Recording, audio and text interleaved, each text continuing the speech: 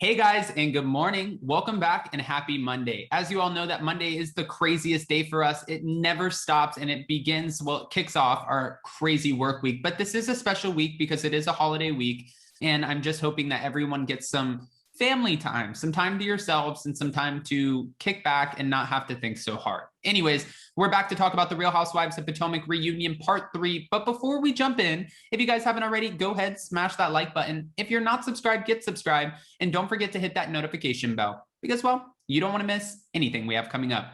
Also, guys, we're going live today between 2:30 or 3, and I will post that on my community tab to talk about this Andy Cohen revealing some interesting tidbits. And then also, I'm trying to figure out how I can say that, but you guys are going to love this one. And then 4 o'clock, we're going to do a Potomac Salt Lake City mashup. So stick around for that. And with that, let's jump right in.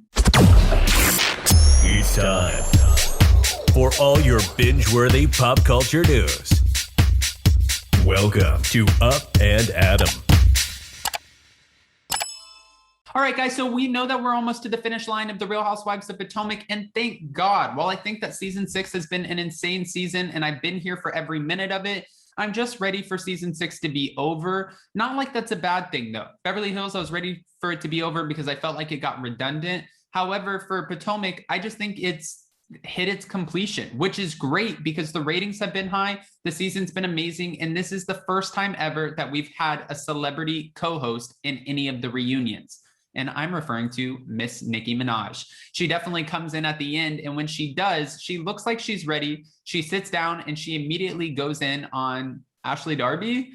Yes. All right. Well, before we get into that, I do want to talk about a few other things. We had, Mia and Wendy who were butting heads. And then also Wendyosefo addresses the cheating rumors. But not just that, we see the husbands come out and G have to answer for his actions. And also Chris Bassett was speaking up quite a bit. All right. Well, Dr. Wendyosefo pulls out a giant cardboard text that shows the discussion between her and Robin. And this bit of evidence shows nothing more than them discussing the original rumor. Honestly, I have to say it was so sad for Dr. Wendyosefo because she showed up and she thought she had received, she had this blown up text message. Andy Cohen looked at her and said, I don't think that this gives us any new information. And then she came with a manila, is it manila? I think so, folder of receipts of other things that she feels like holds Robin and the other women responsible. Andy Cohen made a joke saying, I know we didn't just go from a full-on binder last season to now we're going to a manila folder.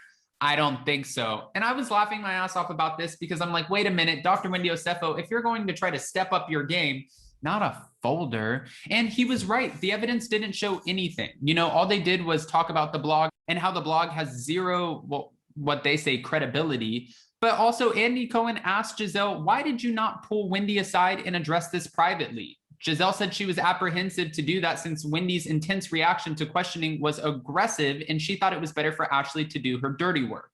Now, Mia then asked Wendy if it's false, why is she so upset over it? I agree with why Dr. Wendyosefo is upset about this whole situation because she said it was put on a blog where hundreds of eyes see it. Now, I think that she missed the number a little bit on that because this blog is very well known and I think thousands of eyes saw it. However, she did make a good point when she's like, you guys took it from a blog where maybe thousands of people, she said hundreds, but thousands of people saw it. And you guys decided to take it to this very public platform where millions of people are now hearing about it. So now she has to protect her family when they just wanted to make something into a storyline and when that didn't need to be done. Now they keep going back and forth and it's just exhausting. But when the husbands come out, some of them have to answer for their own wrongdoings, right? Wendyosefo completely denies the cheating rumors. G was questioned about his behavior, and he did have despicable behavior when it came to Karen Huger, the Grand Dame, and also Ashley Darby, licking his lips and being very annoying, I guess is the best word to put it. And he just immediately apologizes to Ashley Darby. Ashley's like, wait a minute. Wow, G, I'm not used to that. Okay, you're just going to apologize to me like that? I mean, I'm not used to that kind of behavior, but it works for me. And I was happy to see him do it because he owed her an apology. At the end of the day, she definitely, she was not in the wrong in this situation. But who is in the wrong, I would say, would be Juan Dixon and also Michael Darby.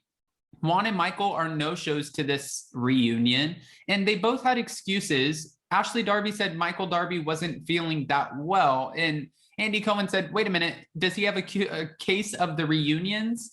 And she's like, ha, ha, ha, no, he's just honestly not feeling that well, and we're not buying it. Even though Michael Darby didn't really do anything bad this season, so if he ever was going to show up to a reunion, this probably would have been the one that he was, going to receive the least amount of shit, I guess. And for Juan Dixon, Robin tried selling us on this whole fact that, Juan has basketball, he's a coach, his schedule is very hectic. I'm sorry, but, he couldn't make it.